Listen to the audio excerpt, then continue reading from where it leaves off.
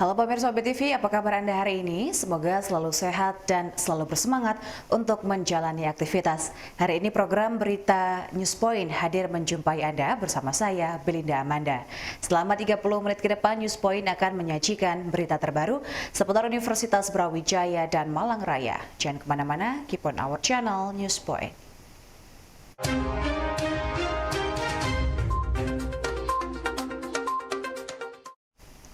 Memasuki berita yang pertama, pemirsa, Presiden Joko Widodo melakukan kunjungan kerja ke Kabupaten Malang pada hari Senin kemarin untuk melihat industri pertahanan PT Pindad. Presiden melihat langsung gudang munisi Pindad yang menjadi bagian dari BUMN Pertahanan.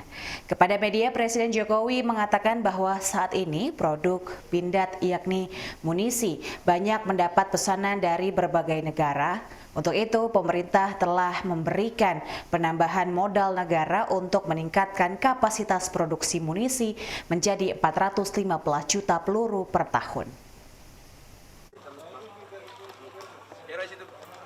Industri pertahanan menjadi salah satu badan usaha strategis milik negara yang mendapat perhatian dari pemerintah. Salah satunya adalah PT Pindad yang memproduksi alat pertahanan dan peluru. Menurut Presiden Jokowi, dalam kunjungan ke Pindad, kapasitas produksi peluru sebelum penambahan modal adalah 275 juta munisi. Saat ini setelah mendapatkan PMN, PT Pindad mampu memproduksi peluru hingga 415 juta peluru. Presiden meminta kepada Menteri BUMN dan Menteri Pertahanan agar Pindad memiliki mitra dalam pengembangan bisnis dan kapasitas produksinya. Diharapkan kehadiran mitra ini akan memperbesar kemampuan produksi dan kualitas Pindad dalam memenuhi permintaan dalam dan luar negeri. Presiden Jokowi mengaku bahwa produk Pindad banyak ditanyakan oleh banyak negara ketika Jokowi melakukan kunjungan ke luar negeri. Saya datang ke Pindad bersama dengan Menteri Pertahanan, Pak Prabowo, dan juga Pak Erick Thohir, Menteri BUMN, untuk melihat prospek dari produk-produk yang diproduksi oleh Pindad. Karena di setiap kunjungan saya ke negara lain, mereka selalu menanyakan mengenai yang berkaitan dengan barang ini, peluru. Dan sekarang dunia memang kekurangan peluru. Sebelum diberi PMN, produksi Pindad untuk peluru ini 275 juta peluru. Setelah kita beri PMN sebesar 700 miliar, produksinya meningkat menjadi 415 juta peluru, hampir 2 kali lipat. Karena memiliki line tambahan dari PMN yang telah kita berikan. Saya hanya ingin menggarisbawahi bahwa industri pertahanan di negara kita memang memiliki prospek yang baik dan harus dikembangkan. Baik yang berkaitan dengan peluru, baik yang berkaitan dengan kendaraan, baik yang berkaitan dengan senjata, semuanya. Karena permintaannya banyak. Tetapi tadi di rapat intern tadi saya sampaikan bahwa akan lebih baik kalau kita bermitra, akan lebih baik kalau kita mencari partner, sehingga pengembangan dari Pindad ini akan menjadi lebih cepat lagi. Pemirsa, Presiden Joko Widodo memiliki rencana untuk mengembangkan PT Pindad yang berada di Bandung dengan memindah pabriknya ke kawasan Subang. Menurut Presiden, saat ini lahan pabrik yang berada di Kiara Condong, Bandung sudah tidak memungkinkan untuk dilakukan pengembangan. Untuk itu, secara bertahap pabrik PT Pindad yang berada di Bandung akan dipindahkan ke Subang yang masih memiliki lahan luas. Dengan lahan tersebut, maka Pindad dapat mengembangkan kapasitas produksi dan juga mengembangkan produk alat pertahanan. Tahun kemarin sampai saat ini kita sudah Pengembangan BUMN pertahanan PT Pindad mulai menemukan jalan terang. Pemerintah melalui Kementerian BUMN dan Kementerian Pertahanan akan memindahkan lokasi pabrik yang ada di Bandung untuk secara bertahap dipindah ke daerah Subang. Di lokasi baru tersebut sudah tersedia lahan milik BUMN yang lebih luas dibandingkan dengan lokasi pabrik saat ini. PT Pindad dengan lokasi baru dapat mengembangkan kawasan pabriknya sehingga kapasitas produksi dapat lebih banyak untuk memenuhi permintaan dalam dan luar negeri. Presiden Jokowi mengaku banyak mendapat permintaan dari berbagai negara akan produk PT Pindad sehingga kemampuan produksinya perlu ditambah. Saat ini PR PT Pindad yang berada di Bandung memproduksi berbagai alat pertahanan seperti senapan serbu standar TNI, pistol, senapan runduk, kendaraan tempur ANOA, hingga kendaraan taktis Maung. Selain itu, Pindad juga memiliki lini produksi non-pertahanan seperti peralatan konstruksi dan alat berat lainnya. Akan kita geser Pindad yang ada di Bandung untuk dipindahkan secara bertahap, dipindahkan ke kawasan industri di Subang yang dimiliki oleh Kementerian BUMN, sehingga betul-betul memiliki sebuah lahan yang luas untuk pengembangan Pindad karena memiliki prospek yang sangat baik. Saya rasa itu. baik. Pak, artinya yang di Duren tidak ada pemindahan ke Subang juga, Pak? Ya mungkin untuk pengembangan di sini tetap. Untuk pengembangannya mungkin bisa saja kalau memang partnernya mau minta jumlah produksi yang gede ya. Kalau di sini masih ada lahan bisa, kalau enggak bisa juga dibangun di Subang.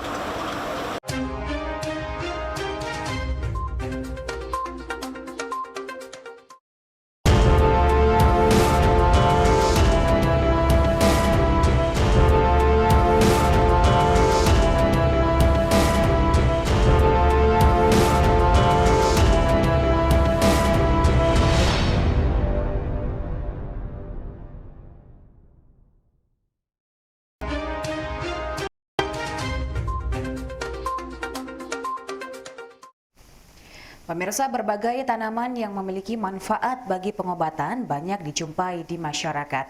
Tidak jarang tanaman tersebut dianggap tidak memiliki manfaat bagi kesehatan. Padahal jika dimanfaatkan, tanaman tersebut akan bermanfaat bagi keluarga. Untuk itu, kelompok mahasiswa MMD Desa Sido Bandung mengadakan sosialisasi manfaat berbagai tanaman untuk obat keluarga dengan menggandeng ibu-ibu PKK. Kegiatan ini menurut Ketua PKK Desa Sido Bandung, Lili Musrini, sangatlah informatif dan bermanfaat bagi mereka. Mahasiswa MMD UB yang berada di Desa Sido Bandung terus bergerak dengan berbagai program kreatifnya berbasis nilai lokal. Salah satunya dengan menggandeng ibu-ibu PKK melakukan sosialisasi mengenai manfaat berbagai tanaman yang berada di sekitar rumah untuk pengobatan berbagai penyakit. Seperti diketahui, berbagai tanaman yang tumbuh di sekitar rumah atau pekarangan memiliki manfaat besar untuk dijadikan tanaman obat keluarga atau toga. Melalui tanaman ini, masyarakat dapat memproduksi sendiri berbagai obat herbal dan minuman yang menyehatkan. Untuk itu perlu ada pengetahuan yang mencukupi untuk mengenal dan mengetahui berbagai tanaman yang dapat dimanfaatkan oleh warga masyarakat untuk pengobatan. Tanaman tersebut dapat dibudidayakan oleh warga melalui gerakan PKK desa setempat. Terima kasih untuk adik-adik KKN dari LB Universitas Malang.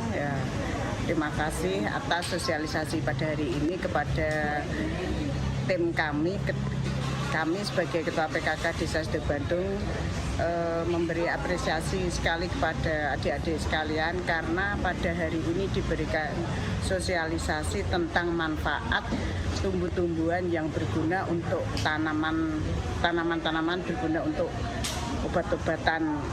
Harapan kami setelah adanya sosialisasi ini, ibu-ibu PKK Desa Sido Bandung ini menerapkan apa yang disosialisasikan pada adik-adik ini, manfaat-manfaat tumbuhan yang ada di desa kami dan bisa berguna bagi desa kami, tentunya masyarakat kami, untuk ada tanaman itu obat untuk kepentingan kesehatan tubuh warga kami.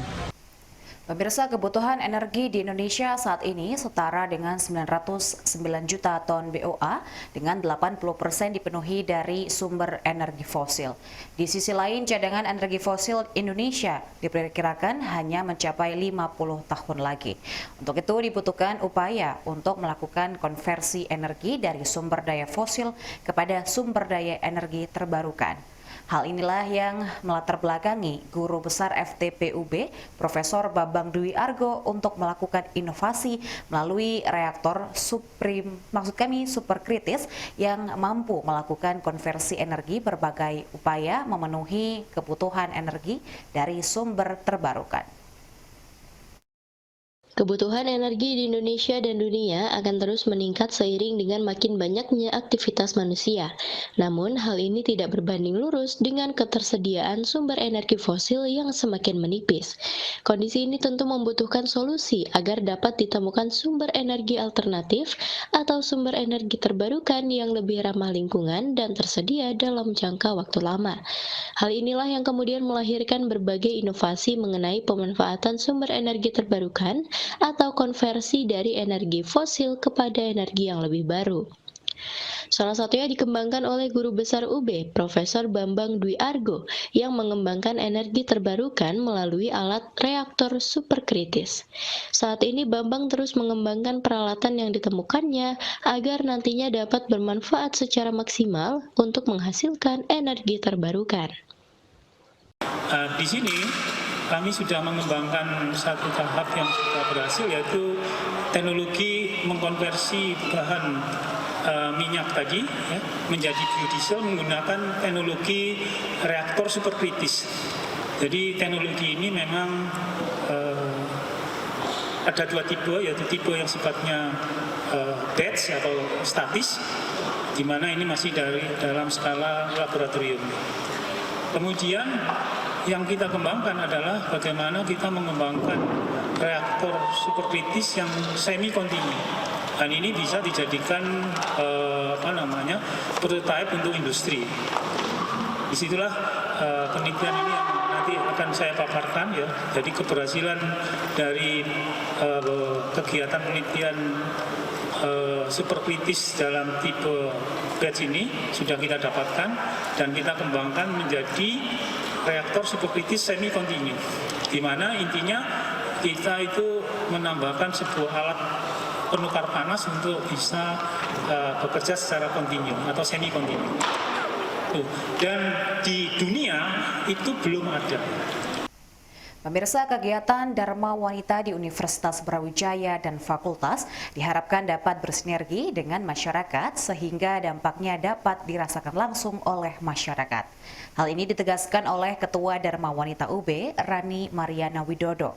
Pihaknya mengapresiasi kegiatan Dharma Wanita di beberapa fakultas yang telah mampu bersinergi langsung dengan masyarakat. Rani akan terus mendorong agar berbagai kegiatan tersebut dapat memberikan manfaat langsung sehingga keberadaan Dharma Wanita lebih terasa di masyarakat sekitar Universitas Brawijaya.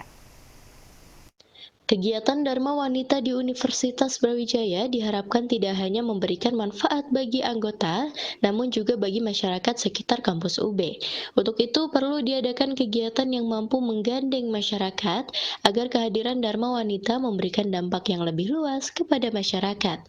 Ketua Dharma Wanita UB, Rani Mariana Ulfa Widodo, mendorong agar kegiatan Dharma Wanita UB mampu memberikan manfaat langsung kepada masyarakat dan juga membantu berbagai persoalan yang dihadapi oleh masyarakat.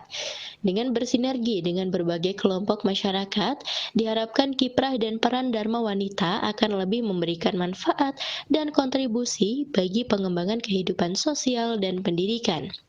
Rani optimis secara bertahap Dharma Wanita UB akan mampu memainkan peran tersebut bersama masyarakat. Harap bahwa keberadaan Dharma Wanita Fakultas ataupun Dharma Wanita fakultas-fakultas yang lain itu bisa menggemborkan meningkatkan kegiatannya untuk masyarakat gitu. Jadi tidak hanya dirasakan oleh internal Dharma Wanitanya sendiri. Jadi ini saya sangat apresiasi kegiatan Dharma Wanita fakultas ini. Untuk kedepannya saya ingin juga menghimbau ibu-ibu Dharma Wanita yang lain melaksanakan kegiatan yang serupa. Ini memang momen yang baru ya, tapi saya saat ini luar biasa Dharma Wanita karena saya ingin merangkul kegiatan Dharma Wanita itu bukan hanya untuk Dharma Wanitanya saja.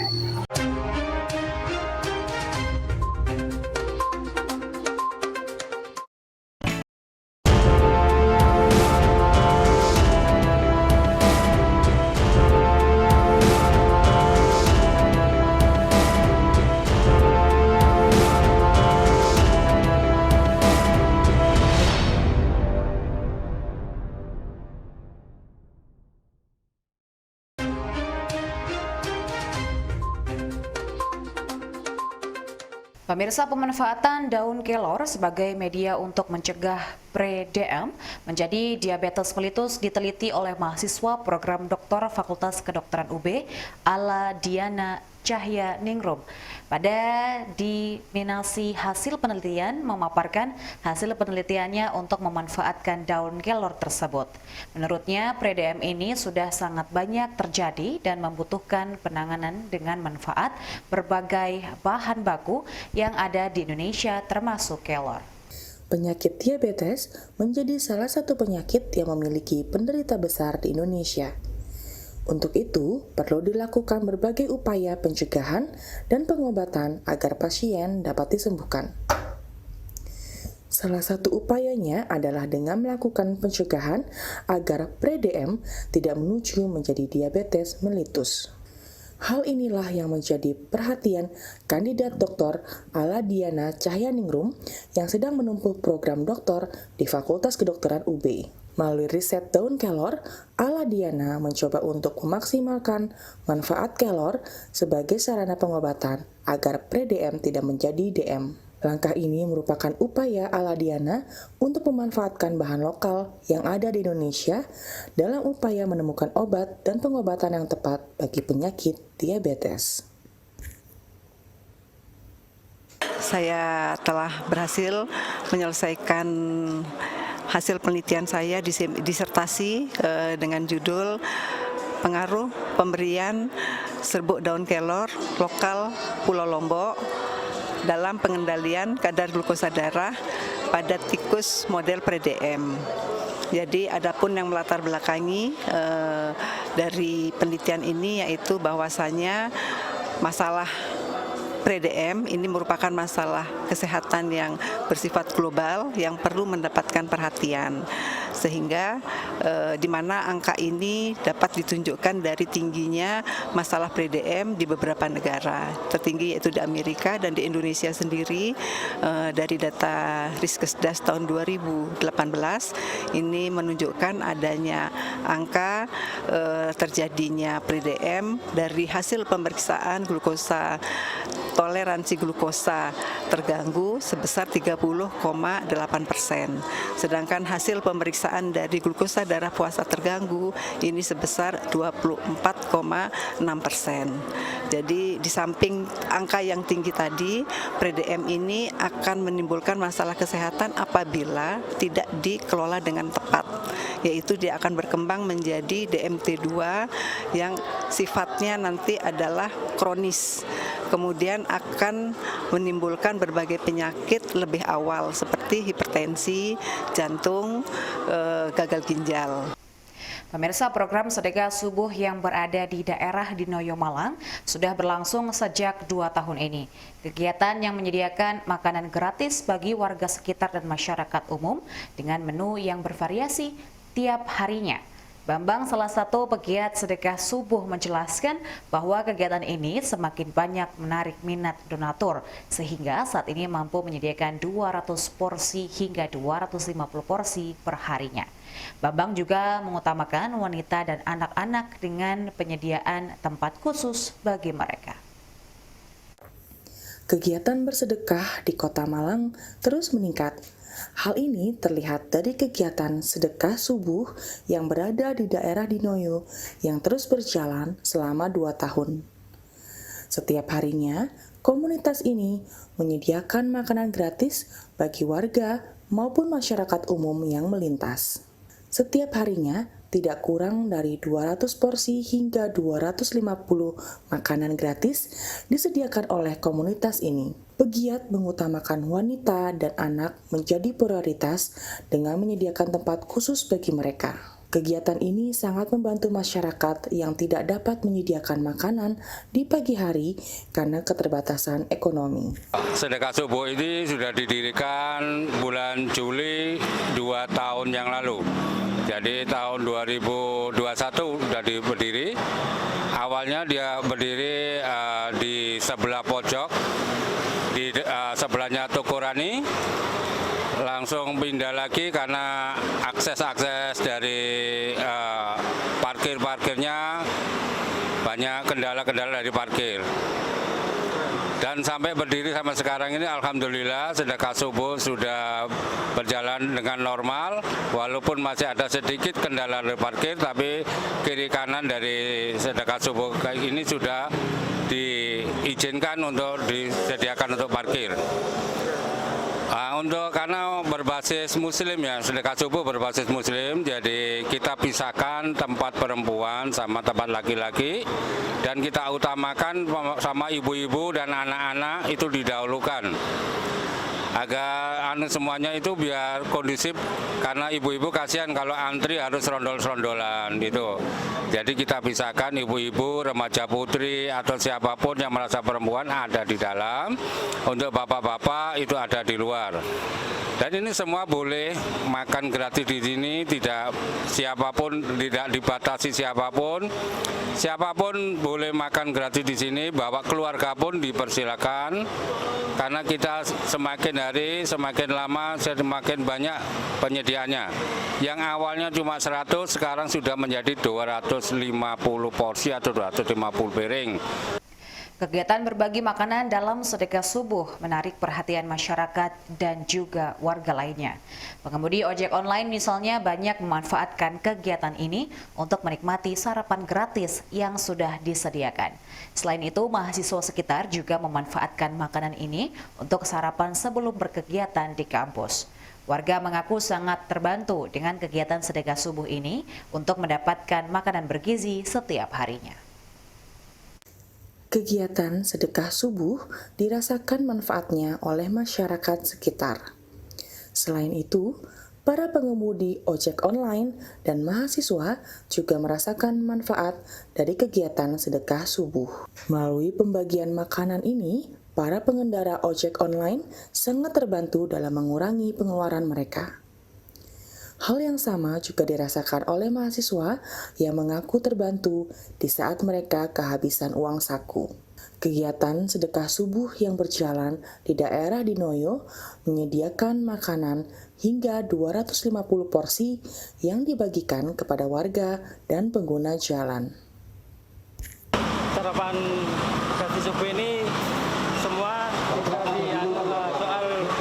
soal pengeluaran itu hemat, soalnya ada makan gratis ini. Nah, soalnya banyak yang hampir ke sini dari luar kota maupun dari yang lewat sini. Nah, gimana nanti menunya juga beragam? soal menunya itu macam-macam, ada ayam, telur, tiap besok itu ganti-ganti menunya itu. Banget sih. Jadi istilahnya kalau mamanya duit lagi nipis, kalau pengen makan ya tinggal ke sini. pokoknya jangan sampai telat aja. Gimana Mas, mungkin dari pelayanannya dan dari menunya, seperti apa pendapatnya dari Mas? Untuk menunya itu tiap hari ganti-ganti, jadi ya istilahnya nggak bisa bosan gitu. Terus kalau untuk pelayanan, kalau nggak salah untuk yang yang ibu-ibu sama wanita itu dikasih tempat makan sendiri di dalam. Pemirsa, informasi tadi sekaligus menutup perjumpaan kita hari ini.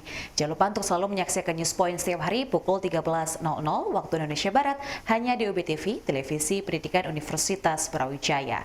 Saya Belinda Amanda dan seluruh kru yang bertugas pamit undur diri. Terima kasih dan selamat beraktivitas.